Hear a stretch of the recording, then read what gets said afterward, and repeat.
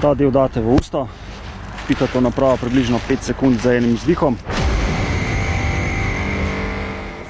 Eno pivo, 2 piva sem spil, to je res.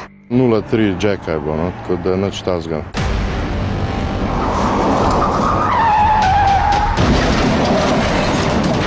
Voznik pa je po trčenju in zdrsu s ceste umrl na kraju nesreče. Vsak 10. povzročitelj prometne nesreče za volan sedel pijan, pri smrtnih primerih kar vsak 3. Povprečje 1,45 promila. Najbližje se varno takšnemu stanju približamo na poligonu varne vožnje AMZS na Vranskem. Daniel Grande nam najprej namesti uteži, po eno na roko in eno na nogo, s čimer otežimo gibalne sposobnosti. A najpomembnejši organ pri vožnji so oči. Mi spoznavamo vse, kar se na cesti dogaja, in zdaj bomo simulirala to z temi očali. Ampak to je absolutno, kot da bi bili že pod vplivom alkohola. Ja. Pa zdaj poskusimo malo koordinacije. To smo. Sem trenutek. Vidim, jaz sem. Super. Nimam pa občutka, koliko daleč je kaj. Alkohol pa zadnje mesece povzroča težave tudi v vrstah tistih, ki bi ga morali preganjati. Konec januarja ljubljanskega kriminalista, ki ne spelje križišča na koncu Tržaške ceste, uniformirani kolegi ujamejo ravno, ko z drugim kriminalistom odstranjujeta tablice z poškodovanega avtomobila. Z 2 promiloma v krvi ostane brez vozniškega izpita. Kmalu zatem v spodnjih očah ustavijo Roberta Mundo, šefa mariborskih kriminalistov. Alkotest pokaže, da se je na pot odpravil z več kot promilom alkohola v krvi. Poleg kazni pa ga čaka še postopek zaradi kršitve etičnega kodeksa. Policisti pri opravljanju svojega dela in v zasebnem življenju skrbimo za varovanje ter utrjevanje lastnega ugleda in ugleda policijske organizacije. In kot da ni dovolj, februarja pa na preizkusu pade še nekdanji komandir kranjske prometne policije. Jože Pasar se s 3-krat prekoračeno dovoljeno mejo alkohola v krvi med Ivančno Gorico in Žužemberkom zaleti v drug avto. Že kratek pregled odločb delovnega sodišča pokaže, da je moralo v preteklosti kar nekaj policistov trajno sleči uniformo zaradi prometnih nesreč v vinjenem stanju, tako s službenimi vozili kot v prostem času. To živčno službo, ta stres, hoče tudi sprostiti na kakšni pikniku, veselici in se mal preveč pogleda v kozarci in lahko nesreča tlene. Midva smo peljala 50 na uro in pojavila se bo vodna ovira. Gremo?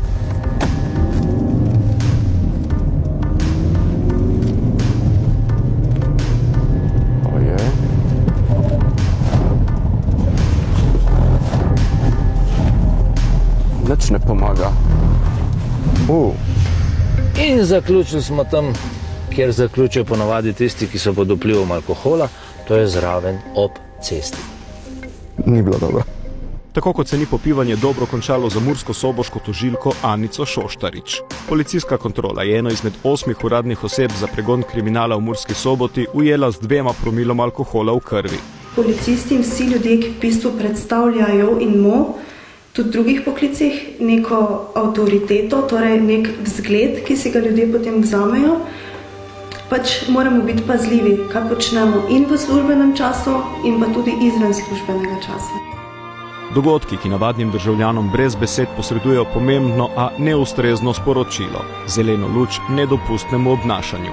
Obnašanju, ki je v petek pripeljala do prometne nesreče na Dunajski cesti, ko je vinjeni 33-letnik do smrti povozil pešca, ki sta pravilno prečkala cesto in zbežal. Policisti so ga pozneje izsledili, a pogled v zgodovino kaznovanj podobnih voznikov ni obetaven. Celo primer, ki je zbudil celotno Slovenijo. Smrt 3 mladih oseb, nesreča, ki jo je z vožnjo v napačno smer po avtocesti pri Arji vasi povzročil vinjeni Branko Maček. Po prvi obsodbi na 10 let za zapahi mu je pritožba prinesla le 7 let in 4 mesece zapora. Z nami ste zdaj predsednik Zavoda Varna pot Robert Štaba in Alojz Kračun, ki je oktobra 2009 sina Petra izgubil v najbolj odmevnem takšnem primeru pri nas, ko je v pijani noči na štajerski avtocesti sejal smrt Branko Maček. Dobro večer obema. Gospod Kračun, v bistvu sem od vas izvedel pred to oddajo, da je Branko Maček na prostosti, spet na cesti. Pa povejte, kako gre pa pri vas življenje naprej v 3 družinah, ki ste oktobra 2009 ostale brez otrok? Ja, isto je, ko je bilo, tako kot je bilo, ni več. Vidim, da je tudi po 10 letih bolečina ogromna, seveda logično. Zelo dolgo se tudi niste, gospod Kračun, oglasili javno. Danes ste spet tu. Ocenili ste, da je vendarle čas, da spet dvignete glas. Nabralo se je ogromno zelo težkih primerov v kratkem času. Pijane vozijo pri nas že uradne osebe. Povejte mi, gospod Kračun, po vašem, kje se začne problem, ki ga imamo v Sloveniji z alkoholom na cestah? Jaz mislim, da se problem začne prvo v pravosodju, ker pač ne odigrajo svoje vloge, ki bi jo mogli. Mi se moramo vsi zavedati, da kot policaji, kot pravosodni in vsa politika so javne osebnosti.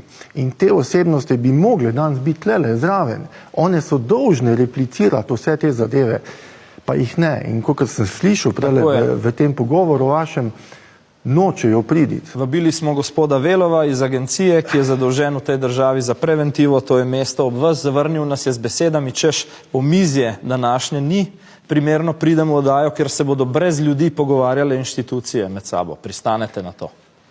Mislim, tu se vidi ta etična odgovornost, morala ljudi, ker namreč vsi moramo nekaj vedeti, če ne. Vse temeljna celica vsake družbe je družina. In zdaj, kaj je hujšega kot to, da nimaš otroka več? In tukaj zdaj, da je tak odnos do tega ponižujoč na nek način, to se pravi, je za vse brezbrižen. Tukaj se ne gre več zdaj sam za naš primer, ampak tu se gre tudi za vašega, za vsi. In jaz sem danes mogoče tukaj sam zato, ker mi smo tako zgubili, kar smo zgubili. Ampak to, da pa zdaj ti, ki so bili poklicani za to, se ne zavedajo svoje funkcije poklicanosti, to je pa milo rečeno, bi rekel, neodgovorno in mislim, da bojo ljudje, mogoče če ne zdaj, pač če čas dojeli. Da je najbolje, da to pove nekdo kot vi, gospod Štabas. Dobil sem od vas pred to oddajo kot del priprave sodbo Vrhovnega sodišča. Šlo je za zaseg po pijani vožnji, za zaseg luksuznega, dražjega avtomobila, pa vi povejte, kaj piše v tej sodbi, kakšno je sporočilo, ki ga torej Vrhovno sodišče kot visoka inštanca pošilja nazaj ljudem. Zagotovo je v sistemski zakonodaji nekaj narobe. Imeli smo že zakonodajo, ki je drastično posegala in rekla stop vinjenim in v bistvu na način, da so vinjenega voznika pridržali. To bomo še slišali podrobnosti. Njemu ali pa povzročitelju ali pa, bom rekel, povratniku pa tudi odzeli vozilo.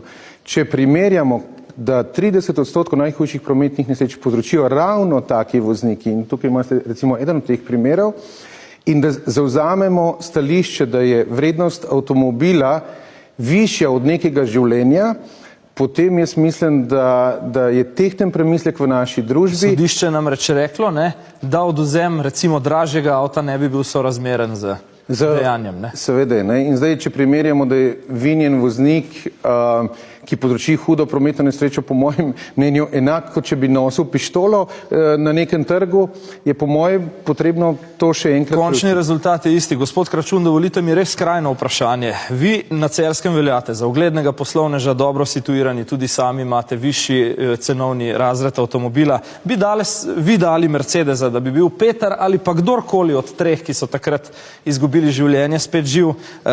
Kaj mislite, je danes pločevina res bolj cenjena od človeškega življenja? Žal živimo v taki družbi, če gledate. Vse to, kar se zdaj dogaja, pele samo to smer. In tudi vsa zakonodaja je narejena tako, da ti ljudje imajo zaščito, mi pa niti stranke v postopku nismo. Kakšna družina je zdaj to, da ti kot oče nimaš niti pravice iti na sodišče, niti ne vejo. In takšnih je, kot mi je, mislim, Robi povedal, več 100.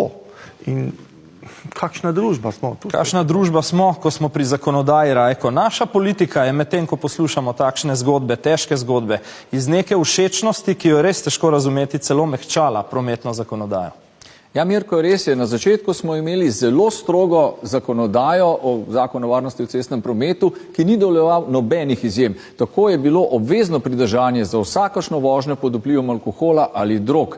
In pa vsakemu, ki je v 3 letih že pravnomočno bil kaznovan zaradi prekrškov ali pa je kljub prepovedi ponovil prekršek, so zasegli vozilo. In tukaj pridemo do leta 2011, ko se je ta zakon kar nekako omehčal. Pojavili so se izjeme za pridržanje, skratka za pijanca ali nekoga, ki je bil pod vplivom droge, če je prekršek storil blizu kraja bivanja, če se je ugotovilo, da ne bo nadaljeval vožnje ali če je imel zagotovljen prevoz za voznika, tak ni šel na obvezno treznjenje, ampak je lahko odkorakal domov. In pa leta 2012 še izjeme za odvzem vozila, črtale so bile najhujše kršitve, ki so bile povezane s hitrostjo, po domače divjaki niso nujni ostali tudi brez vozila. Gospod Štaba, ali me moti nek občutek, da je bil tukaj zadaj nek pritisk? Kdo lahko s kakšnim pritiskom doseže, da se tako omehča v bistvu stroga zakonodaja? Poglejte, ravno žrtve prometnih nesreč in konkretno v primeru Mačeka je politika prisluhnila ljudem in napisala zakonodajo, ki je bila zelo učinkovita, in to je Slovenijo iz repa Evropske unije pripeljala med srednje varne evropske države.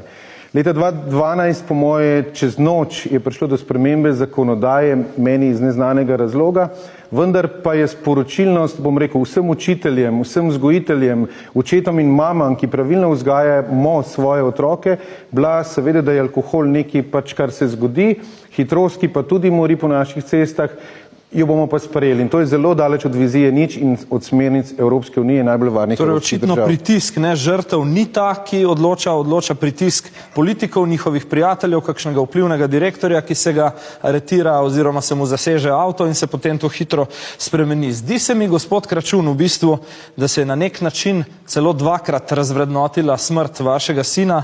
Žal moram to reči, v bistvu je to najprej storila politika s tem, kar smo videli, drugič potem še sodišče, ki je znižalo to kazen za Branka Mačka.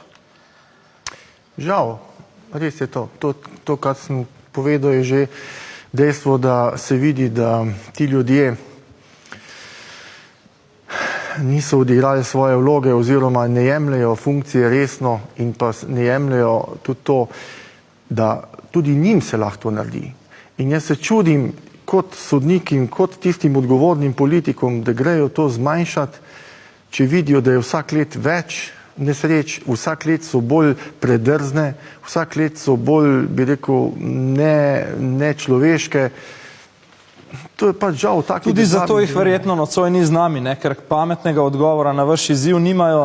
Koliko pa je, povejte, gospod Štaba, ko razpravljamo o vrednosti človeškega življenja v Sloveniji, vredno tisto življenje, ki ugasne tudi zaradi alkohola ali pa predvsem zaradi alkohola na cesti, kako visoko ga recimo, če gremo na banalne stvari, v primerjavi s sosedi cenijo naše zavarovalnice? No, dejstvo je, da v Evropi povzročenje smrti in hude telesne poškodbe so ocenjene na 128 milijard evrov. Tisto, kar pa vi predstavljate, je pa odškodnina. V Sloveniji jaz mislim, da je bilo za umrlega v prometni nesreči nekjer okrog 12 do 15 tisoč evrov. V Italiji primer, ko je zdaj se ta most porušil, mislim, da družine dobijo med 600 tisoč do milijon evrov. In to samo 100 kilometrov bolj zahodno. Zdaj pa vprašanje, seveda, zakaj? Jaz pa mislim, da lahko starši najbolj odgovorijo, zakaj. No, jaz bi sam tu poudaril, ko se tudi pogovarja o denarju. Takrat, ko se je to naredili, so vse mediji bili polni, kak smo mi grdo zahtevali nek denar, v nekih 200 tisočih evrih se je šlo. Zdaj, po 10 letih vam lahko povem, da od Mačka nismo dobili nič. Od zavarovalnice smo pa dobili teh 12 tisoč evrov. 12 tisoč. Sliši se res že na prvi pogled sramotna številka, ampak poglejmo tole. Pred nekaj tedni smo v tem studiu neposredno po pijani vožnji šefa mariborskih kriminalistov Roberta Munde gostili namestnika generalne direktorice policije in spomnimo se, kaj nam je zagotovil takrat. Takoj se je začel notranje varnostni postopek, ki bo ugotovil vse, kar je potrebno ugotoviti, in na podlagi tega notranje varnostnega postopka bo seveda izrečen tudi ustrezen delovnopravni ukrep. Torej dopuščate možnost, da bo gospod Munda ostal vodja mariborskih kriminalistov?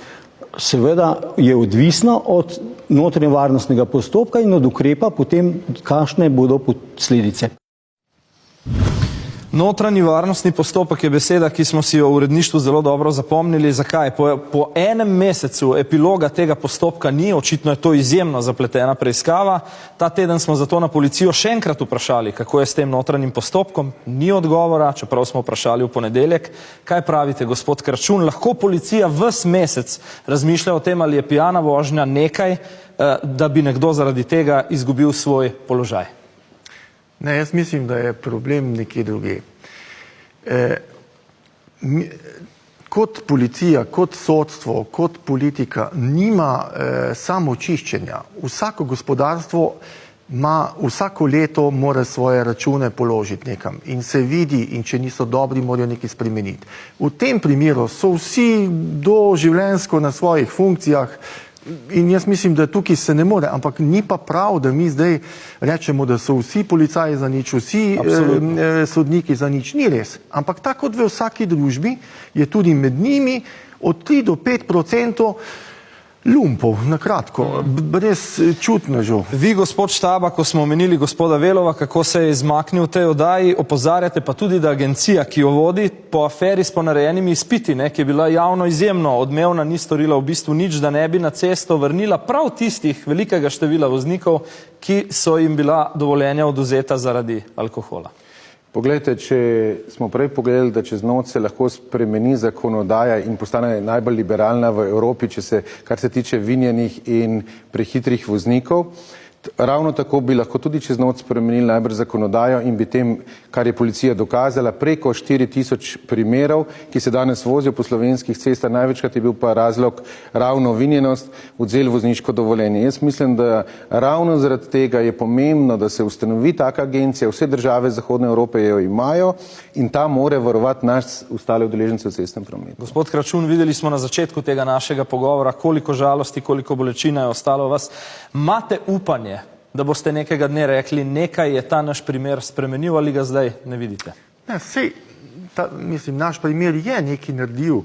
Jaz bi tukaj posebej mogoče izpostavil ta odcep, ki je bil tak, bi rekel, neživljenjski, se je popravil, ne? Ampak to, mi smo materialno smo nekaj naredili, ali pa lahko rečemo smo, ampak moralno pa ljudje niso ti, ki so odgovorni za to, naredili nič v 10 letih. Najlepša hvala obema, da sta prišla. Je pa žarek upanja k nam ta teden posijal z vedno sončne Malte. Slovenski kriptomilionar Damjan Merlak je sporočil, del bogatstva vračam domov. Kupil je 4 propadle hotele v Bohinju, mi pa se sprašujemo, zakaj ravno Bohinj. Kakšne načrte ima 8. najbogatejši Slovenec s 4 hoteli, za katere je odštel kar 8,4 milijona evrov. Ali bodo birokrati tokrat pomagali Slovencu, ki denar milijone vrača domov, ali pa čudežnega dečka kriptosveta v domovini čaka boleča lekcija nekako v stilu Joca Pečečnika. Naj se mladega kriptomilionarja bojimo ali naj ga občudujemo? 100-milijonski imperij je sicer res gradil samo v 7 letih, pa imajo slovenski direktorji za to kakšen razlog, da nanj gledajo zviška. V kraljestvu milijonarja je bil Rajko Gerič.